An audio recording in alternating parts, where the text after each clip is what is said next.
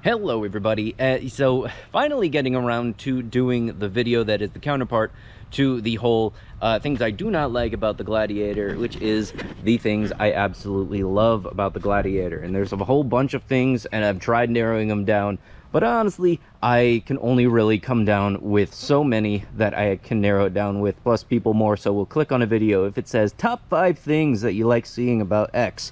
So, you know what? Let's get into this. And yes, I do know the channel is still small. I'm working on that. So hopefully this can help me build an audience. And I would love for this channel to become something that I can do on a daily basis. Because legitimately, I have so much fun with cars. And it's something I've just been around since I was a kid. So if you want to support the channel, just watch more videos. It helps so much, especially with how small the channel is right now.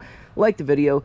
Leave a comment down below because that engagement helps reach more people. And if you have not already, subscribe to the channel and turn on notifications because the next thing coming up will be an actual Jeep event in Carlisle, Pennsylvania. This will be a fantastic thing, and I'll be able to actually show just how well this Jeep actually works on road trips, even if it's just a small one to Pennsylvania. Now, one of my first favorite things that I absolutely love about the Gladiator, this is more so something you really can only option in, but that is this.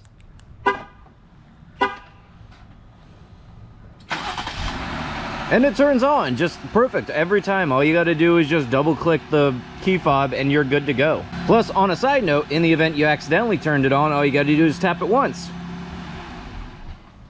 Now, the only sad part about remote start is the fact that it is only available on automatic transmission vehicles, but that's also because you can't electronically engage the clutch with the key fob. It's one of the only downsides of the manual transmission. There's still the more fun version of driving available, and I really do wish that they would not be starting to get phased out, because you've seen so many cars that are now only offered with an automatic transmission. Now, for the Shelby GT500 and the Corvette C8, that's understandable because they both have a double clutch transmission, which is a whole lot of faster shifting. There's more parts to it, and they just can't work in the manual gearbox because it doesn't shift as fast, bottom line. And honestly, this is the only vehicle where when I was looking for it, I wanted to go with an automatic because it had a higher towing capacity. Essentially, this is going to be my toy hauler, that's for certain, and I'm going to have some fun with this. I've already talked with my dealership about putting on a lift kit. They have a fantastic pack and that just, it's a flat rate. They do it, will go up 3.5 inches, the 37's on there, and it'll just be a fun toy hauler that I can also then have fun with myself. Now, when it comes to the next part of the Jeep, this video will not be covering stuff I optioned in. So the winch and the front auxiliary lights are not going to be there. However, the part that I do want to cover is this little front camera here. This thing is absolutely fantastic, and it shows you a wonderful view, and these do not obstruct this whatsoever, and it actually gives you a fairly nice view. It's actually even just helped me with parking perfectly. And the cool thing is, it actually comes with a little washer. Now, I wish that the backup camera had one of those, but I'm not complaining really, because they still function very good. And I can even show you how it basically works. This is fairly easy. When you go over to this, you can choose from the front and then also the back camera. So you got the forward facing camera, it goes right there. It's a fantastic high quality view.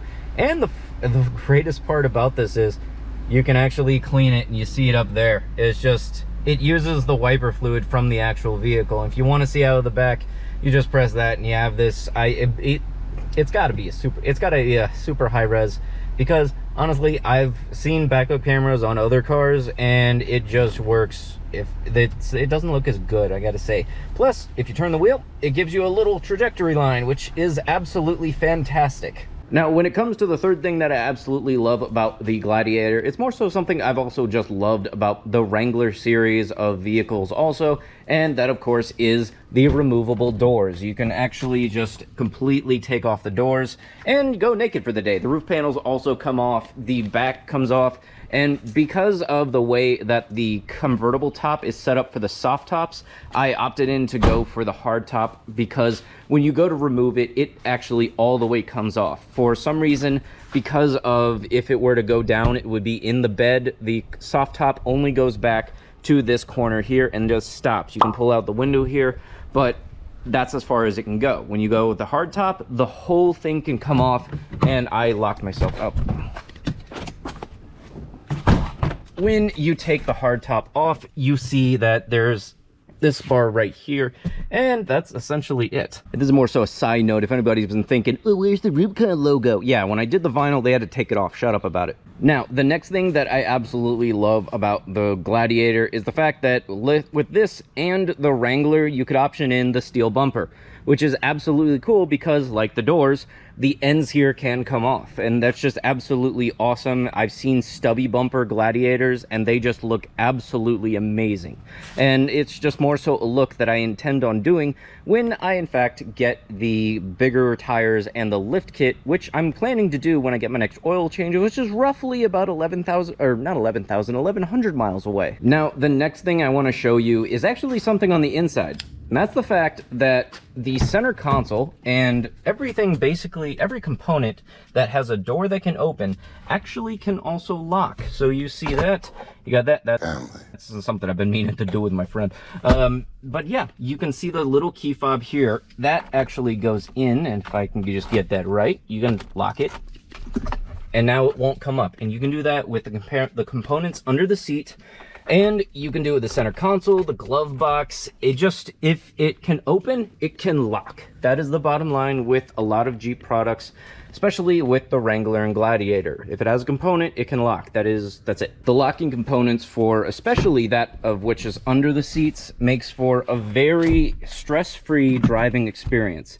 So that way, if you take the doors off, you take the roof off, and then you drive into a neighborhood you're not so certain about, or just in public and want to leave it for maybe an hour or two in the sun, people, even if people are sketchy enough to try to come over and try to get stuff out, they won't be able to because it's a locked component. Essentially, it's like the same as locking the doors. The locking components that they've been doing in the Gladiator or the Wrangler, they've been doing that for easily over a decade. It was in my last Jeep, and odds are it probably was in the Jeeps before that, which is absolutely a fantastic idea, and I honestly wish more vehicles did that. It's a shame that it's really only been integrated into the Jeep line of products. Now, for the next thing, it's more so just a neat little feature because the Rubicon has these lifted fenders. Normally, they sit just maybe like half an inch down. You can go 35-inch tires from the factory with no trouble whatsoever. You can disconnect the sway bar, put it to full flex on a ledge, and you will be perfectly fine. There will not be any rubbing whatsoever. And I've even seen in some videos where people can fit 37s without any type of rubbing while you're driving, but that does take away some articulation. So that's honestly why I'm doing the lift in the future, which actually will probably be within a month and a half maybe, but definitely you're gonna see it on here. The next part I absolutely love about the Gladiator is the fact that Jeep has fun making these things, because you got to admit, it's kind of fun when you can spot Easter eggs. It just kind of makes your day all that better. And there's a whole lot more you can find around the vehicle. You have Jeeps on every wheel, little red ones. You have sandals on this little plastic bit. I don't know the official name for it, but I'm gonna just call it plastic bit with the sandal on it. And then also, you have a little Jeep on your windshield crawling up the windshield. I know that there's more that can probably be found very easily, especially if I ask the Jeep community, because everybody is just so friendly in that place, regardless of who you are. They're welcoming for everybody. And if you do happen to know of an Easter egg I might have missed, because I know for a fact I probably missed because I didn't really look around that much, just let me know. Oh yeah, actually, because that just reminded me, when you get the rubber floor mats, it's actually a topographical map of Utah, and pardon the dust or dirt, but really, you can just pull out the rugs and wash them off and you're dandy. The fact of something else I'd love to have talked about that I absolutely love about the Gladiator is the LED headlights. I honestly think that any vehicle in the future, if I can get an LED headlight on it, I will, because it makes seeing at night so much easier. The past vehicles I've had, they just had the standard bulbs, those yellow things that were just annoying as heck to try to work with.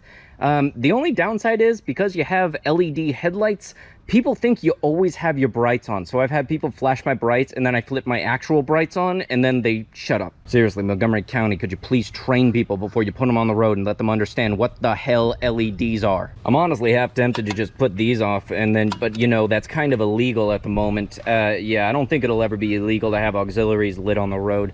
But yeah, you know, this is a little brighter than that. You can kind of tell what color bats are in trees, they're that bright. And I think the last thing I would like to say is that with the Rubicon trim, there really isn't anything that you need to do to make it absolutely perfectly ready for the trail. I mean, it's called the Rubicon trim because they actually tested on the Rubicon trail. So if it can pass that, then it is more than capable of going on a lot of like less intense stuff.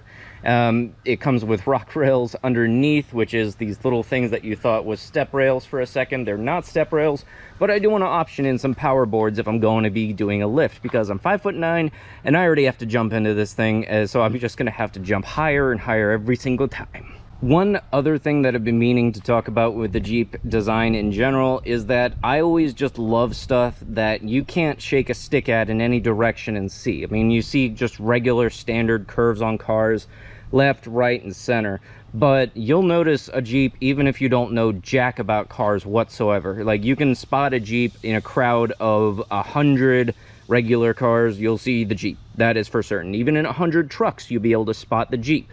That's the one thing I like about Jeeps in general, is that they have an eccentric look. They have the old style look of the step side pickup, and it's just something that I've always loved since I was a kid. It's just a simple yet fun design at the same time. And I will tell you that not even for a second do I ever regret this purchase. This thing is one of the best choices I've made in my life, and it's just been so much fun. I can tell you that right now. But yeah, that is going to have to be everything that I like about the Jeep Gladiator. I do believe if I were to get another Jeep, it would just be a two-door Wrangler soft top manual transmission, just something I can just have a lot of fun with. It doesn't even need to be the most recent generation of it at all.